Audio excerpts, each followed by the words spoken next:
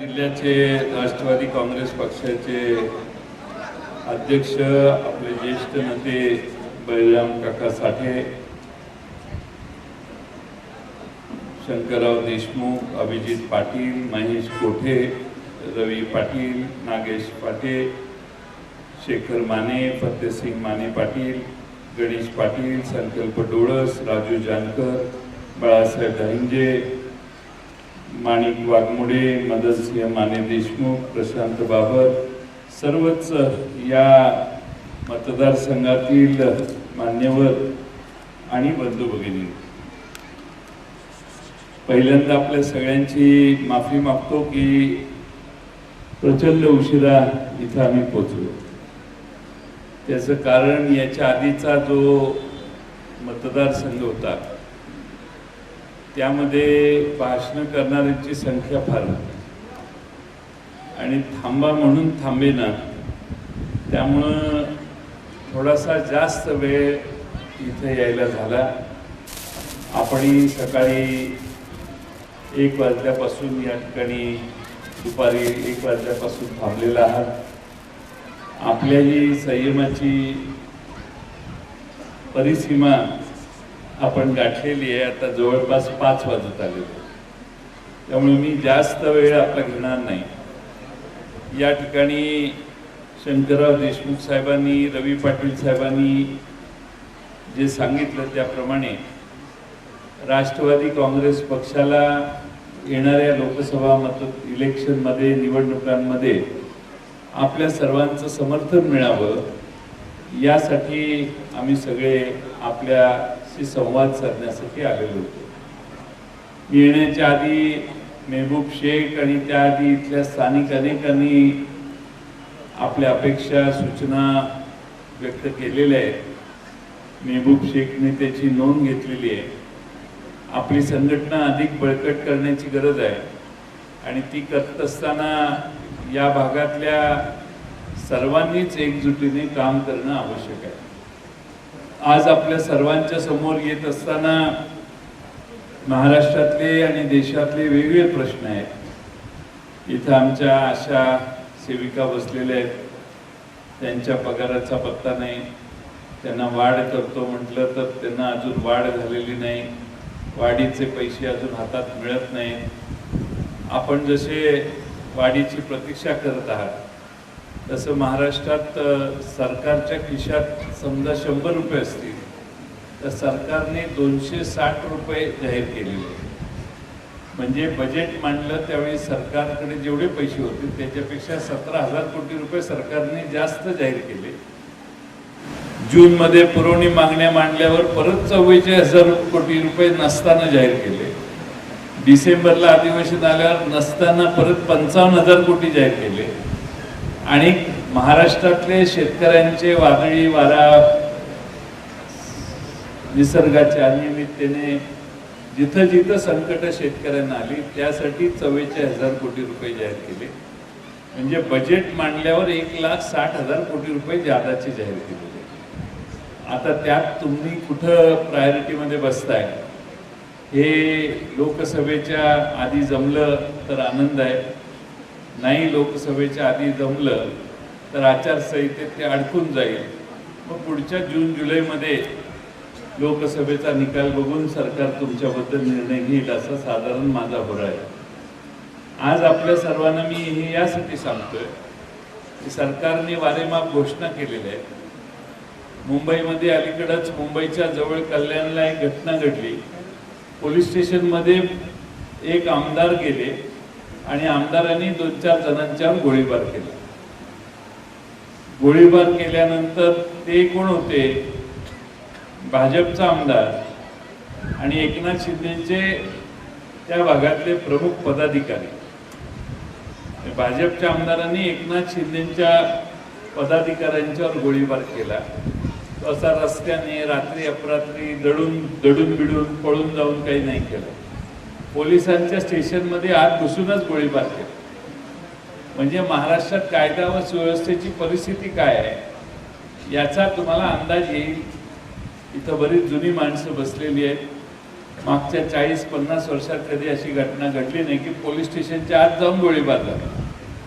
पण आता तिथपर्यंत हे सरकार पोचलेलं आहे.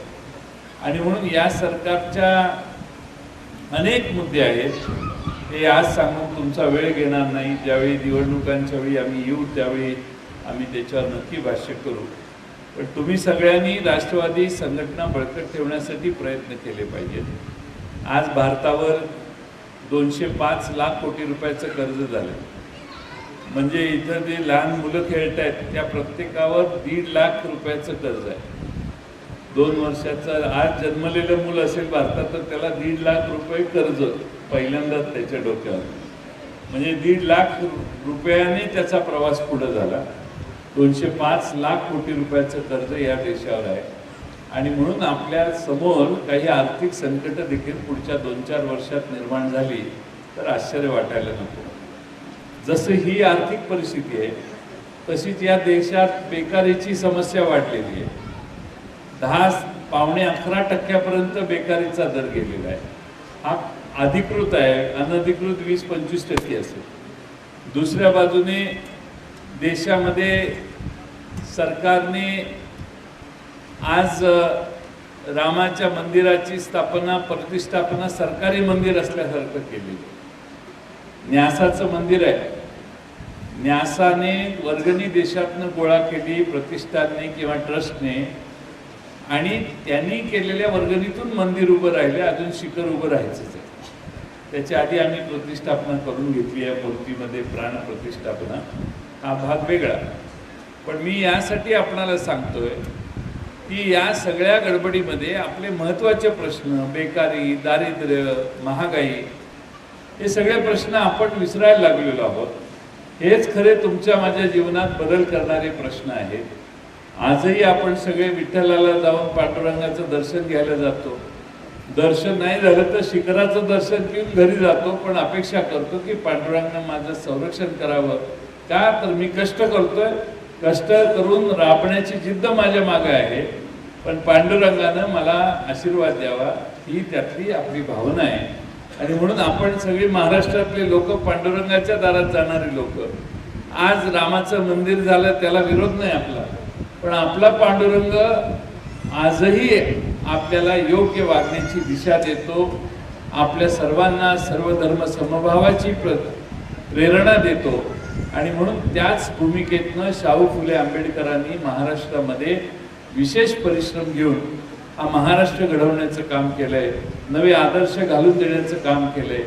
तुम्हा सगळ्यांना माझी विनंती आहे की आपण शाहू फुले आंबेडकरांच्या विचारांना जाण्याचा प्रयत्न करूया.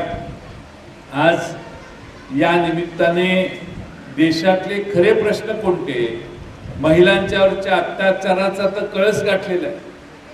इतक्या मोठ्या प्रमाणात भारतामधून आणि खास करून महाराष्ट्रातनं महिला पळवून नेऊन गेलेल्या आहेत की त्या सापडलेल्या नाहीत. अशा काही हजार महिला आहेत. पोलीस स्टेशनमध्ये तक्रारी नोंद करून देखील पळून गेलेल्या किंवा पळवून नेलेल्या किंवा त्यांची दिशाभूल करून त्यांना घेऊन परदेशी गेलेले लोक या देशात आहेत. या देशात फार मोठ्या प्रमाणात महिलांच्या अशा केसेस पुढे आलेल्या आहेत. त्या महिला आज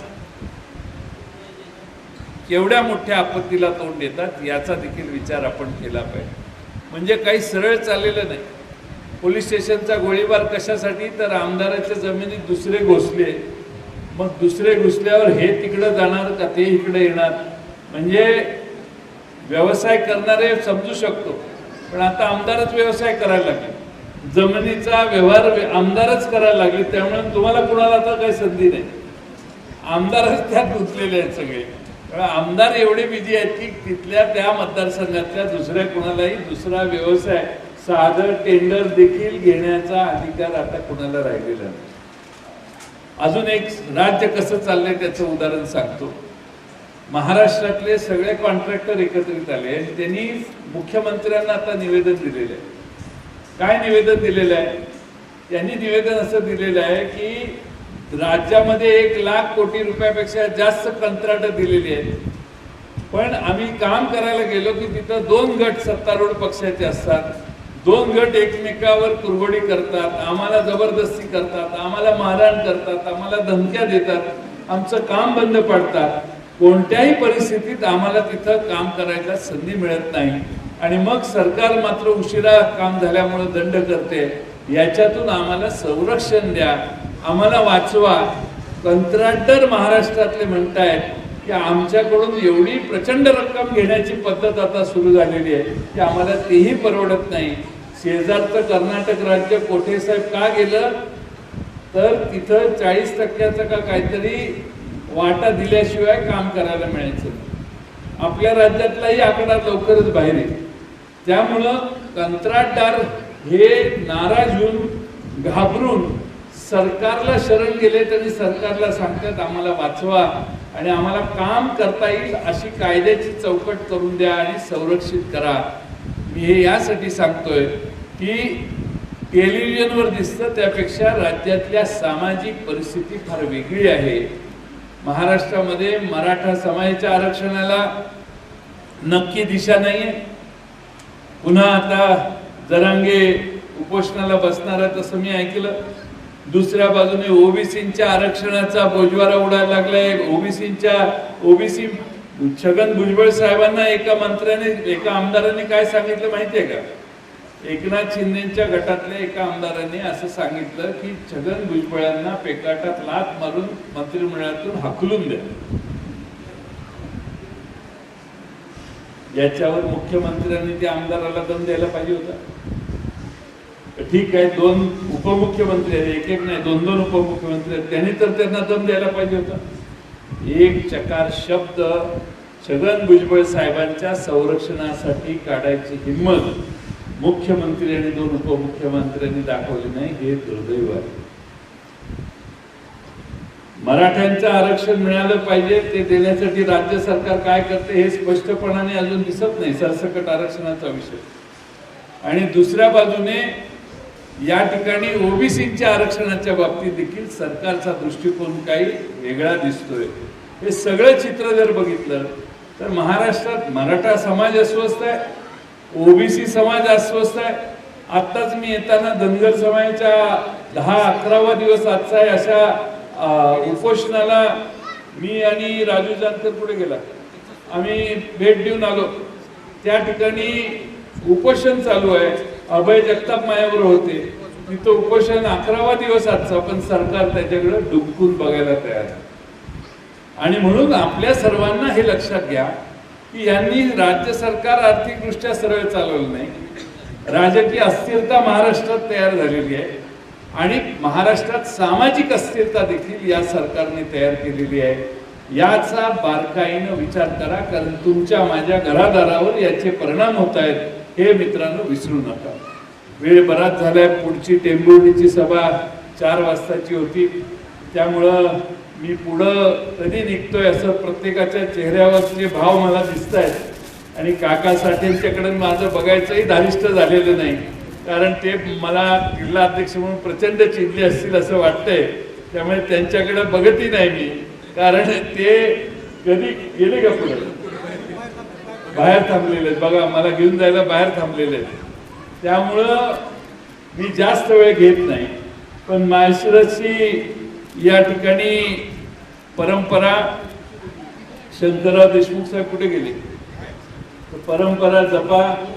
शरद पवार साहेबांच्या मागे राहण्याची परंपरा आपली आहे. उमेदवार बऱ्याच जणांनी उमेदवारी मागितली. आमच्या अभय जगतापांनी देखील त्यांच्या भागात उमेदवारी त्या लोकांनी मागितलेली आहे.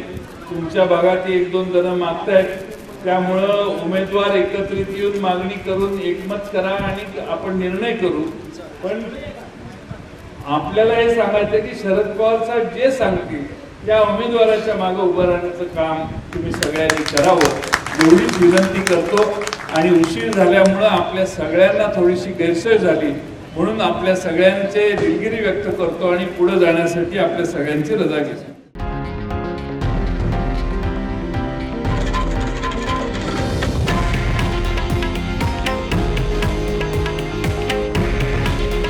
हे आहे देशातील नंबर 1 न्यूज नेटवर्क आणि आपण पाहत आहात TV9 मराठी. काळजी तुमची, हित महाराष्ट्राचं.